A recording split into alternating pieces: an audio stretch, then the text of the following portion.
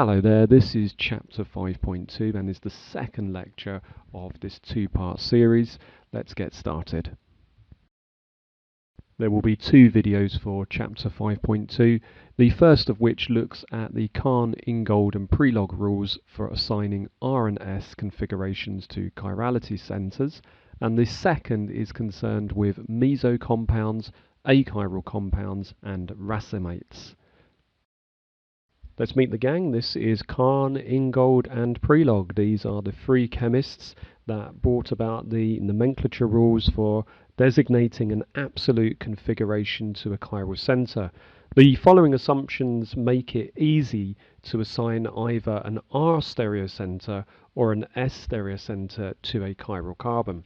Now, firstly, the molecule obviously has to contain a chiral carbon. This has to be 4 different groups around that carbon. Secondly, the group which has the lowest priority, which is typically a hydrogen, is placed towards the back. However, we will learn what to do if this is not the case. Now that we have these assumptions, let's begin with the first rule. The first rule involves assigning priorities to the atoms that are attached to chiral centers, where this is possible. Now, this is done using the atomic numbers of the atoms that are directly attached to the chiral carbon. Since 2 of the atoms are the same, i.e. there's 2 carbons attached to the chiral carbon, we'll work out how to deal with these in a moment. However, it is possible to assign a priority to the hydrogen atom and to the oxygen atom. Oxygen has the highest priority in this case as it has the highest atomic number. That's atomic number 8. Hence this is priority A. Conversely, hydrogen has the lowest priority and is assigned the letter D because its atomic number is 1. Now, when a priority can't be assigned on the basis of atomic numbers of the atoms, which are directly attached to that chirality center, then the next set of atoms in the unassigned groups are examined. This process is continued until a decision can be made. We assign a priority at the first point of difference. The rules for a branch chain require that we follow the chain with the highest priority atoms. The second rule says that if there are 2 atoms with equal rank, we proceed along the 2 substituent chains until there's a point of difference. So the bottom carbon is attached to an oxygen and to 2 hydrogens. We don't backtrack to the chiral carbon. However, we also have a similar situation in which the second carbon, that's the top carbon, is attached to an oxygen via a double bond and also a hydrogen atom. So how can we tell when there is a point of difference? There's a third rule that is used when multiple bonds are involved. Rule 3 helps us with our situation because we have the carbonyl group. Now, in the blue highlighted box, we treat these atoms as the bonding groups shown, and then we can group them. Now, the atoms that are in the brackets are treated as phantom atoms. They're just bonded twice. So rule 3 says if a chain is connected to the same kind of atom twice or 3 times, so this includes double bonds or triple bonds, then you use the rank of the atoms, including those phantom atoms, to compare them against the competing chain, which is chain C, and assign a priority accordingly. Well, OOH beats OHH, and so therefore the carbonyl carbon gets the higher priority, and the other carbon we can now assign as priority C. Now that we have 4 priorities lettered A through D, we are now able to think about assigning the configuration as either R or S for this stereocenter. Here the setup is such that I've put the lowest priority at the back of the molecule, so it's easy to make a clear assignment of R or S. Now, one of the ways in which you can do this is to imagine using a Newman projection whereby we look directly down that carbon-hydrogen bond. And the order or priority of the 3 groups will then either present as a clockwise, as they are here, and are assigned an R configuration, where R means rectus, to the right. Now, Alternatively, if we had three groups arranged in an anti-clockwise order, then they would be given an S configuration where S means sinister to the left. The locant of the stereocenter and its configurations is always given before any prefix. So if there are more than one stereocenter in a molecule, then these and their respective locants and their absolute configurations are placed into a parenthesis and are separated by a comma list. See if you can name the compound using the IUPAC naming system, including now the assignment of its stereocenter. Pause the video and resume when you want to check your answer.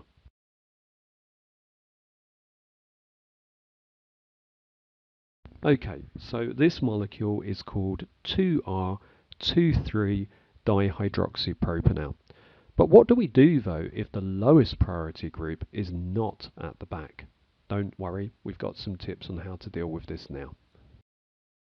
R and S can easily be assigned to either picture of the molecule, but I really do encourage you to get in the habit of building models so that it becomes easier for you to visualize these things in your mind.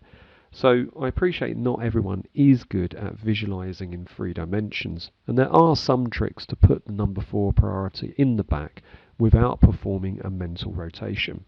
The way around this is to flip the entire molecule 180 degrees, as seen here, or alternatively, you can just remember that if the number 4 priority is in a wedge, then you just reverse the rule at the end. So, for instance, if the rotation is counterclockwise or anti-clockwise, then this would be S, but in reality, it's in fact R. And we can see proof of that concept by actually rotating the molecule and then working it out as I have done here. But what about if the number 4 group is in the plane of the page? Let's do this using an example. Here we have the chiral molecule, 1-fluoro, 1-methoxyethane, and the number 4 priority, this is the hydrogen atom, is in the plane of our page. So the first step is to swap the number 4 group, that's the H group, with whichever group is in the back, and that's the one that's on the dash. So be careful, because doing this will flip the configuration from R to S, or vice versa. And we correct for this at the final stage. So the next step is to determine the R or S on our swapped, in air quotes, chiral center. And so we have to have assigned the priorities obviously in the beginning, and this appears, and I note the word appears to be R. So because we've made this swap manually, we need to then work out the true configuration of the chiral center by doing the opposite of what we obtained in step 2. So in this case, we flip our R result from the second step to give the true configuration, which is in fact S, 1-fluoro, 1-methoxyethane. This concludes part A. In this video, we're going to be looking at meso compounds, achirality, and racemates. Now, here we have a diagram of 4 Fischer projections, and the molecule at the top left has 2 chiral centers.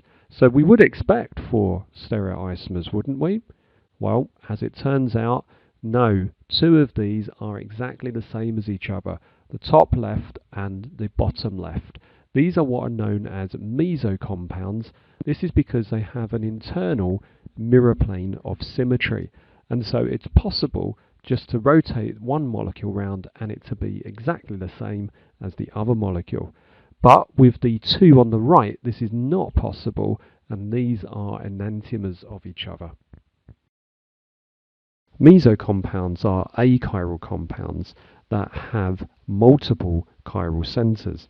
They can be superimposed on their own mirror image, and so are optically inactive despite their stereocenters. In general, a meso compound should contain 2 or more identically substituted stereocenters.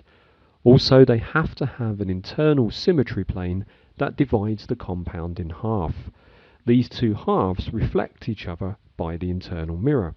Therefore, the stereochemistry of these stereocenters should cancel out. What it means here is that when we have an internal plane that splits the compound into two symmetrical sides, the stereochemistry of both the left and the right side should be opposite to each other, and therefore this results in it being optically inactive. Please note that cyclic compounds may also be meso compounds too. One of the things that you'll need to watch out for is the conventional representation on the left has a sigma bond, and when this sigma bond is rotated, then now it is possible to see that this is in fact a meso compound. So please be careful when you're dealing with conventional representations that have the same groups on its chiral carbons, as this could very well be a meso compound. In an earlier video we looked at optical activity of enantiomers, and what this is to do with is their ability to rotate plane polarized light in a particular direction. Here we have an enantiomeric pair. If we had only the R enantiomer, this would rotate the plane polarized light in a counterclockwise direction and gives a negative rotation. Conversely, if we had the S enantiomer, this would rotate plane polarized light in the other direction. This is a positive direction, but with an equal magnitude. The R enantiomer is -20 and the S enantiomer is +20. Remember though that R and S have nothing to do with the negative and the positive rotation of plane polarized light. If, however, we had an equal mixture of the R enantiomer and the S enantiomer, then because these are of equal and opposite magnitude to each other, then this mixture is known as a racemic mixture and has zero optical activity. Earlier we also said that meso compounds are optically inactive, and here's some evidence for that now. Here we have a meso compound. One of the stereocenters would be given an R configuration and the other one would be given an S configuration.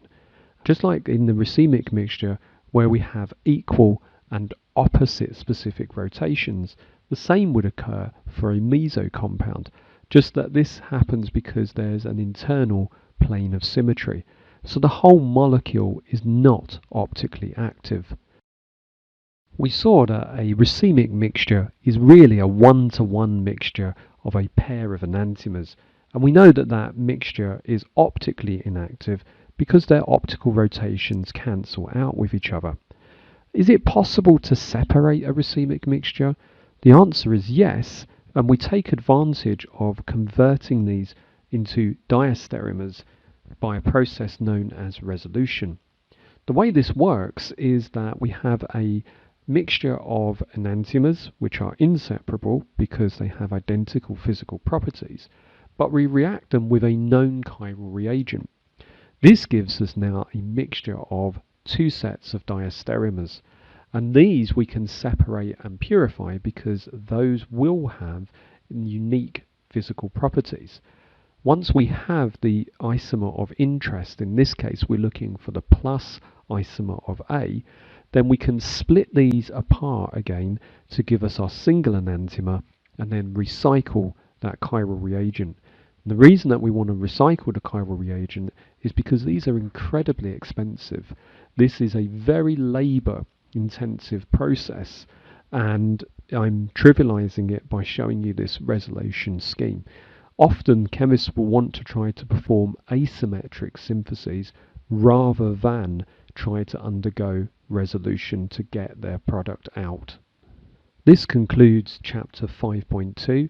In the next chapter, that's chapter 6, we'll start looking at ionic reactions, the first of which is nucleophilic substitution.